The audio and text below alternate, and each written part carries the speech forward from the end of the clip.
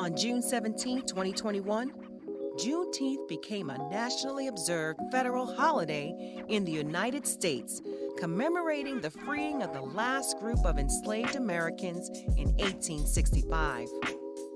But was a holiday really what the culture wanted or needed?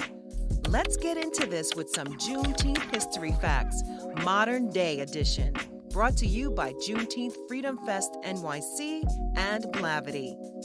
While many Black Americans celebrate Juneteenth today, the popularity of the holiday declined during periods of the past, especially during World War II in the 1940s. There were many years when it was not celebrated at all. Juneteenth lost momentum during the eras of Jim Crow following emancipation. Despite being free, it still wasn't safe to be Black in the United States. After emancipation, some white Americans retaliated by terrorizing newly freed Black Americans. Despite widespread lynching and the emergence of Jim Crow and the Ku Klux Klan, Congress never passed a federal anti-lynching law. The wording of the 13th Amendment was used to create a new means of racialized mass incarceration through the prison industrial complex. The holiday was resurrected in 1950, but from then until the civil rights movements of the 1960s, few Black Americans openly observed Juneteenth. The late 60s into the 70s brought a new resurgence of the Juneteenth celebrations on a communal scale. Many Black community leaders begin to form alliances to make Juneteenth a national holiday. One of those leaders was Miss Opal Lee. Known as the grandmother of Juneteenth, Opal Lee is a Texas native and has worked alongside the National Juneteenth Observation Foundation to bring awareness and national acknowledgement to the holiday. Mama Lee has promoted this idea by leading 2.5-mile walks each year, representing the 2.5 years it took for news of the Emancipation Proclamation to reach Texas. The path to gain a National Day of Recognition was no small feat for Opal and the many other leaders fighting for Juneteenth.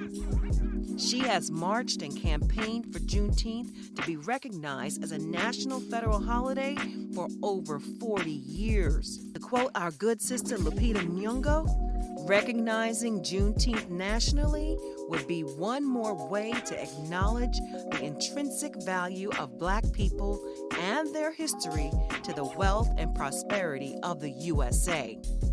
Not only was the fight to gain national awareness to Juneteenth intentional, so was the push for the holiday to have its own flag. The Juneteenth flag was created in 1997 by activist Ben Haith and illustrator Lisa Jean.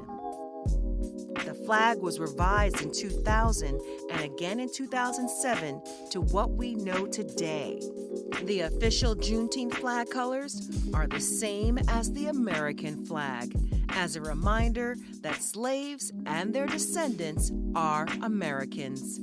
The curve across the width of the flag represents a new horizon, the opportunities and promise that lay ahead for Black Americans after freedom. The white star in the center of the flag has a dual meaning representing Texas, the Lone Star State. The bursting outline around the star is inspired by a nova, or new star according to astronomy. This represents a new beginning for all African Americans.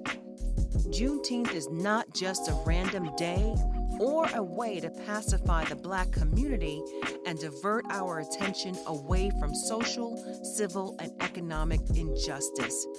It's a day that the Black community sets aside for themselves to honor the newfound freedom of their ancestors, as well as a day to remember that the fight for true racial equity continues. You see, everything about Juneteenth was intentional, from the name to the traditions to the Juneteenth flag that is waved. It was all created by us, for us, as a way for the Black community to celebrate their many achievements while keeping our heads to a new horizon, a day of true freedom. Enjoy this day and each other. Happy Juneteenth!